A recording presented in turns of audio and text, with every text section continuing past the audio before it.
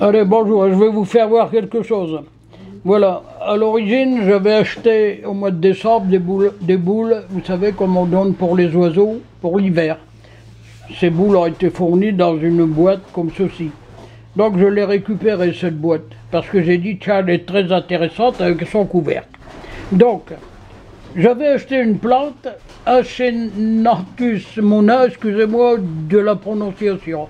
Et malheureusement, une fausse manœuvre, j'ai cassé une branche. Dans cette branche, j'ai fait deux boutures que j'ai mis dans cette boîte avec du terreau de semis humidifié. Je l'ai donc mise dedans et puis j'ai fermé le couvercle. On appelle ça un bouturage à l'étouffée. Donc on va voir ici, je fais exprès avec vous, on va voir si ça a réussi. Et là il a fallu un mois. Il y a un mois qu'elle est faite. Donc je vais essayer de regarder avec vous. Voilà. Alors, à l'intérieur d'abord, vous voyez, il y a deux boutures de cette fameuse plante, Achenanthus mona, et puis il y a une feuille de Bégonia rex aussi. Elle, je ne sais pas. Alors, on va voir d'abord la première plante. Alors, avant de dépiquer, je ne sais pas, peut-être qu'il y a des racines ou une dapage, et la réussite n'est pas toujours totale. J'ai préparé ici un pot avec du terreau pour plantes, terreau de remportage pour plantes vertes ou fleuries. Dans le fond de ce pot, j'ai mis des billes d'argile pour absorber l'humidité qui serait en trop. Notez que toujours il faut mettre l'eau, c'est dans la sous-tasse, d'accord? On n'arrose jamais ici au-dessus une plante. Bon, alors voilà, les billes d'argile, le terreau pour plantes fleuries et plantes vertes est mis dedans. Humidifié modérément. Maintenant, on va tirer une plante ici.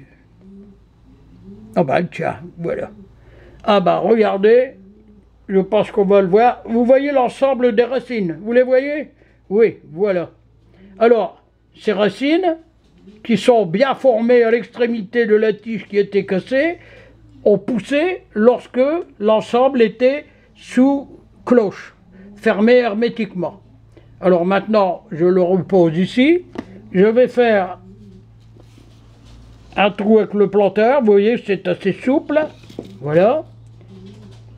Je vais déposer ma bouture, vous voyez les racines, très bien, hein. Alors je n'aurais jamais pensé. Voilà. Je serre avec le plantoir modérément aussi. Voilà, on va tirer la deuxième. Je vais tourner pour la commodité de la vue. Hein. Voilà, on va tourner la deuxième, je tire. Hein. Et voilà, regardez, celle-ci, elle a même proliféré en deux emplacements. Vous voyez le petit bourgeon sur la tige qui s'est fait une racine aussi. Bon, je repose. Alors là, ça va pas être facile pour repiquer, mais enfin, on va essayer. Vous voyez, j'incline mon plantoir. Voilà. Je pose l'ensemble dedans. Vous voyez, même encore une petite racine, là ici. Bon, c'est rien si elle ne va pas dedans, elle. Voilà. J'entasse le plus profondément possible. Je tasse avec le plantoir. Et voilà. Bon, comme je n'ai fait qu'une préparation pour cette plante-là, on va regarder quand même si la bouture de Bégonia rex est faite. Alors d'abord, on va regarder. Vous voyez ici à l'extrémité où je mets le doigt là.